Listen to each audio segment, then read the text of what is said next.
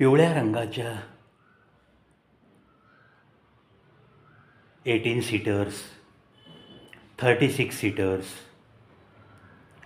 किंवा अगदी मारुती व्हॅनला पिवळा कलर दिलेला, म्हणजे मोठी 6 माणसं ज्या ठिकाणी बसतात त्या ठिकाणी 10 विद्यार्थी घेऊन जाणाऱ्या या स्कूल बस.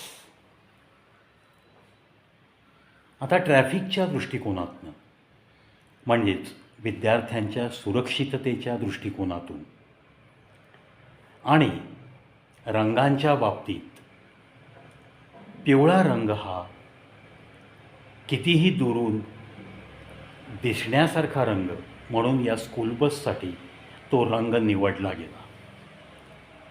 यामागची भूमिका की लहान मुलं शाळेत जी जातात, मुलं मुली, त्यांच्या जीवाला कुठेही या ट्रान्सपोर्टेशनमध्ये घरापासून शाळेकडे जाणं, शाळेतून घरी येणं, या त्यांच्या प्रवासात त्यांच्या जीवाला, त्यांच्या वाहनाला कोणत्याही प्रकारचा धोका होऊ नये. ही चांगली भूमिका या दिसणाऱ्या अमाप स्कूल बस आज या पुण्याच्या अवतीभवती मी जेव्हा जेव्हा म्हणून फिरतो मोटरसायकलवर, तेव्हा तेव्हा या पिवळ्या स्कूल बसेस पुण्याच्या आउटस्कर्टला छोट्या छोट्या गावांमध्ये स्थापित झालेल्या इंटरनॅशनल इंग्लिश मिडियम स्कूल, मग त्याच्या आधी नावं फक्त वेगवेगळी त्या त्या शाळांची. आता ह्या शाळांचं हे इतकं मोठं पीक का बरं निर्माण झालं? काही देशांमध्ये, त्यामध्ये जपानचा उल्लेख केला जातो, इतर काही देश आहेत. या काही देशांमध्ये जरी भारतापेक्षा लोकसंख्या अगदी 1/20 असली तरीसुद्धा जे काही चाललं आहे ती गोष्ट प्रशंसनीय आहे आणि म्हणूनच मला ती नमूद करावीशी वाटते. काय आहे ती गोष्ट? ज्या पद्धतीने आपल्याकडं या इंटरनॅशनल स्कूल्स या भूछत्रासारख्या वाढत गेल्या, हे तिकडं दिसत नाही. का दिसत नाही? तर ज्या शाळा आहेत त्या शाळा सरकारी शाळा आहेत आणि त्या शाळामध्ये फ्री ऑफ कॉस्ट आपल्याला शिक्षण दिलं जातं. तिथल्या विद्यार्थ्यांना एकही पैसा भरावा लागत नाही.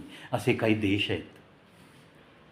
दुसरा मुद्दा, त्या देशांमध्ये मानवी चिकित्सा, मानवी आरोग्य याच्याकडे सुद्धा प्राधान्याने लक्ष दिलं जातं आणि आरोग्य सुविधासुद्धा मोफत दिल्या जातात.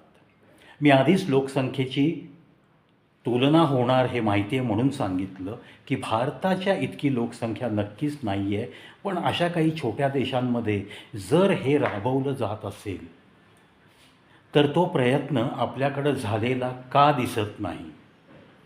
याचं सरळ सरळ उत्तर तुम्हाला मिळेल जर तुम्हीसुद्धा माझ्यासारखे भटकत असाल कोणत्याही मोठ्या शहरात मोटरसायकलवरून, तर तुम्हालासुद्धा ह्या इंटरनॅशनल स्कूलचं जाळं कुठे कुठे पसरलं आहे आणि तुम्ही जर माझ्यासारखीच बारकाईने चौकशी केली असेल तर असं दिसून येतं की या सगळ्या इंटरनॅशनल शाळा यांची ही खिरापत ही सहज वाटली गेली नाही आहे. त्या शाळेच्या ओनरशिप किंवा फाउंडर मेंबर्स यांची जर तुम्ही गुप्तरित्या चौकशी केली तर ते कोणत्या ना कोणत्या राजकारण्यांच्या अतिशय जवळचे हितसंबंध असलेले कार्यकर्ते आहेत असं आढळून येतं आहे. काही ठिकाणी काही नगरसेवक आहेत. आता अर्थात नगरसेवक हा राजकारण्यांच्या जवळचा असतोच, कोणत्या ना कोणत्या पक्षाचा असतो, तो निवडून आलेला असतो आणि मग मंत्रिमंडळात जो कोणी शिक्षण मंत्री म्हणून येतो त्याच्या हातात या सगळ्या गोष्टी असतात आणि साहजिकच आपल्या एखादा कार्यकर्ता, आपला एखादा नगरसेवक चला काहीतरी काढतोय ना, शाळा कॉलेज काढतोय आणि इतर आपल्या ज्या ठरलेल्या फॉर्मॅलिटीज आहेत त्या पूर्ण करतोय ना, दॅट्स ऑल. म्हणजे तेरी भी चूप मेरी भी चूप असं करत करत महानगरपालिका, जिल्हा परिषदा यांच्या मराठी शाळा बंद पडल्या. शेकडोनी मुंबईसारख्या मोठ्या शहरातल्या जवळपास 300 शाळा मराठी माध्यमाच्या बंद पडल्या. अर्थातच त्या प्रमाणातच इंटरनॅशनल इंग्लिश मिडियम स्कूल्स या वाढल्या. मग त्या कोणाच्याही असोत. अर्थात कोणाच्या म्हणजे खूप कमी शाळा सामान्य माणसांना वाटल्या गेल्या. बाकी सगळे हितसंबंध कशा पद्धतीने त्या वाटल्या जातात, कशा पद्धतीने मग आधी प्रायमरीला ग्रँट मिळते, मग कसं 3 वर्षानंतर ते माध्यमिकला ग्रँट येते, त्याच्या पुढं 3 वर्षांनी कशी मग 11वी-12वीची ग्रँट मिळते, या ग्रँट्स कशा मिळतात हेही सामान्य माणसांनासुद्धा आता सगळं माहीत झालेलं आहे. त्यामुळं या पिवळ्या गाड्या बघितल्यानं की मला मनोमन बालपण पण आठवतं. पण त्यावेळेस आमच्या वेळेस स्कूल बस वगैरे नव्हत्या, आम्ही चालत शाळेत जात होतो. पण त्याच्यातली लहान मुलं पाहिली ती त्यांच्या सुरक्षिततेसाठी वा किती चांगला इंतजाम आहे. घरापासून शाळेपर्यंत त्यांना बस आहे, ती पण पिवळ्या भडक कलरची आपल्या रंगाची बस आहे, यांच्या जीवाला पण काही धोका नाही.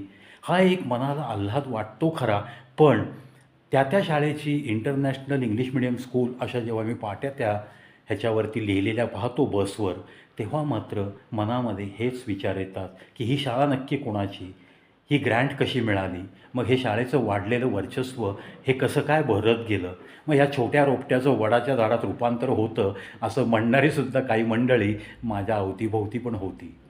त्यांच्या या रंगलेल्या चर्चासुद्धा मी जवळून ऐकलेल्या आहेत. त्यात मग काही लोक यशस्वी झाले, काही लोकांना अजून ते रोपटं तयार व्हायचं आहे, मिळायचं आहे, पण त्यांची खूप अगदी जोरकस प्रयत्न चालू आहेत त्यांचे ही छोटंसं रोपटं उभं करण्याचे. असो, ज्याची त्याची पत ज्याप्रमाणे असते राजकारण्यांपर्यंत त्या पद्धतीने माणूस आपापली प्रगती करत असतो. परंतु जे इतर देशामध्ये आपल्या या आरोग्याच्या बाबतीत आणि शिक्षणाच्या बाबतीत जे काही धोरण राबवलं जातं, भलेही लोकसंख्या कमी का असेना, पण ते धोरण आपल्या इथं राबवता येऊ शकतं. जरी आज इंटरनॅशनल इंग्लिश मिडियम स्कूल वाढलेल्या असल्या तरीही ते धोरण राबवण्यासाठी थोडासा परखड विचाराचा राजकारणी महत्त्वाच्या खुर्चीवर लागेल. काय करता येईल? महानगरपालिका, झेडपी यांच्या तर मराठी शाळा बंद पडत आहेत, प्राथमिक शाळा बंद पडलेल्या आहेत, हे कोणीही नाकारत नाही. ह्या इंटरनॅशनल इंग्लिश मिडियम स्कूल वाढलेल्या आहेत, हेही कोणी नाकारत नाही. मग अशा परिस्थितीत तुम्हाला जर ते धोरण राबवायचं असेल तर एकच गोष्ट करता येईल. या इंग्लिश मिडियमच्या जितक्या म्हणून स्कूल्स, शाळा निघाल्या आहेत, कॉलेजेस निघाली आहेत, त्या ठिकाणी तुम्हाला सरकारी फीचा जो आकडा होता तेवढीच फी घेण्याचं बंधन त्यांना घालावं लागेल. आता या अमाप उकळल्या जाणाऱ्या फीमध्ये जर या पांढऱ्या बगळ्यांपर्यंत पाकिटं पोहोचत असतील तर मात्र हे धोरण राबवणं फार अवघड आहे आणि तीच गोष्ट आपल्या देशात घडती आहे असं मला तरी चित्र डोळ्यासमोर दिसतं. तरीसुद्धा मला प्रामाणिक राजकारण्यांना सांगावंसं वाटतं की इथल्या आपल्या जनतेच्या आरोग्याच्या बाबतीत आणि शिक्षणाच्या बाबतीत काहीतरी आमूलाग्र बदल होणं नितांत गरजेचं आहे असं वाटतं आहे. ठीक आहे, आता 70 वर्षापुढच्या सगळ्या लोकांना 10 लाखापर्यंतचं मेडिकल एड सगळी फ्री अशा पद्धतीने काही कार्ड्स, ज्याला वयोवंदन कार्ड असं काहीतरी बोललं जातं, त्यानंतर आयुष्मान कार्ड आहेच आहे, अशा काही सुविधा उत्पन्न झाल्यात. त्या सुविधांचं मी स्वागत करतो, त्याबद्दल सरकारचं अगदी मनपूर्वक अभिनंदनही करतो. पण शिक्षणाच्या बाबतीत कुठेतरी काहीतरी धोरण चुकतं आहे असं आवर्जून सांगावंसं वाटतं.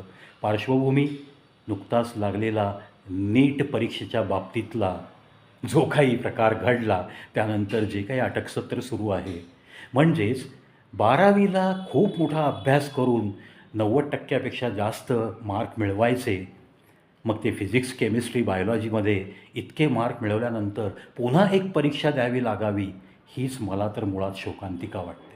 इथंच मला ती चूक वाटते. म्हणजेच आपल्या बोर्डावरचा आपल्यालाच विश्वास नाही हे तुम्ही डिक्लेअर करता आणि पुन्हा एकदा मग डॉक्टरीसाठी नीट, इंजिनिअरिंगसाठी JEE अशा काही परीक्षा या विद्यार्थ्यांना despite of their meritorious result in their board exam त्यांना हे परत फेस करावं लागतं. 1-2 महिन्याच्या अंतराने पुन्हा या परीक्षा द्याव्या लागतात.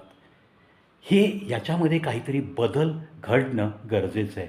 कारण या नीटमध्ये जर पेपर फुटी अशा प्रकारे होत असेल तर पूर्वी झाली नाही कशावरून? पूर्वी पण पेपर लीक झाले, पण सरकारला कळलं नाही, जनतेला कळलं नाही आणि मग असे काही खोगीर भरती डॉक्टर झाले, ज्यांनी पैसे देऊन पेपर प्रश्नपत्रिका विकत घेतल्या आणि ते मेरिटमध्ये येऊन त्यांना मेडिकलच्या ॲडमिशन्स मिळाल्या. असं घडलं नसावं हे कशावरून? अर्थात आता ही सगळी न्यायप्रविष्ट बाब आहे. अनेक लोकांना अटक होत आहे. या NEET याचे जे पेपर लीक झाले त्यासाठी कुठपर्यंत ती साखळी पोचली आहे हे तपासाअंती सगळं सिद्ध होईल. त्यामध्ये मग कोणते कोणते मोठे मोठे मासे गळाला लागतील काही माहीत नाही. का हे प्रकरण पुन्हा एकदा मध्ये दडपलं जाईल तेही माहिती नाही. पण कुठेतरी या शिक्षण पद्धतीत होणारे बदल, ठरणारी धोरणं याच्या बाबतीत चिंतन आणि मनन करण्याची वेळ हीच आहे असंही सांगावंसं वाटतं. नुकतंच माझ्या ऐकण्यात आलं आहे की 10वीच्या परीक्षेलासुद्धा सेकंड चान्स म्हणजे सेकंड टाईम 3 विषय, कोणतेही 3 विषय निवडायचे आणि त्याची दुसऱ्यांदा परीक्षा देण्याची मुभा आजकाल 10वीला सुरू झाली आहे. एकतर 10वीला पडणारे मार्क विद्यार्थ्यांचे पाहतो मी 94, 98%, 99%. हे का बरं वाढतात हे सुद्धा जेव्हा बारकाईने आपण पाहतो तेव्हा बदल केलेले योग्य नाहीत असंच वाटतं. आता ही दुसऱ्यांदा परीक्षा द्यायची, याच्यामध्ये समजा पहिल्या परीक्षेच्या वेळेस एखादा विद्यार्थी तब्येत वगैरे खराब असेल, त्यामुळं तब्येतीच्या कारणावरून बुद्धिमत्ता जास्त चालली नसेल किंवा हाताला क्रॅम्प्स येत असतील, पेपर देऊ शकला नसेल त्यावेळेस, त्याला नक्कीच 1 महिन्याच्या अंतराने दुसरी परीक्षा देणं त्याच्या दृष्टीने खूप चांगलं आहे हो. पण या गोष्टींमुळं नक्कीच कोणीतरी मागच्या परीक्षेत कमकुवत ठरलेला पुढच्या परीक्षेत जास्त मार्क मिळवून जर पुढे जात असेल तर मात्र या धोरणाचा नक्की काय उपयोग याचाही चिंतन आणि मनन करण्यासारखा विषय आहे. ही परीक्षा एकदाच असायला हवी. 2-2 वेळा ही परीक्षा नकोच. आणि जी एकदाच परीक्षा घेणार आहेत त्या मंडळावरती प्रशासनाचा इतका मोठा विश्वास हवा, जनतेचा इतका मोठा विश्वास हवा. तो विश्वास त्या संस्थांनी संपादन करणं गरजेचं आहे. आणि तेव्हा एखादी कोणतीही साईड त्याला एकच परीक्षा असं धोरण राबवलं, त्यातून पुन्हा फ्री एज्युकेशन आणि फ्री मेडिकल एड याच्या दृष्टिकोनातनं जर आपल्या राष्ट्राने पावलं उचलली तर मला असं वाटतं की सगळी जनता या सरकारची खूप ऋणी राहील, खूप ऋणी राहील. जय हिंद, जय भारत.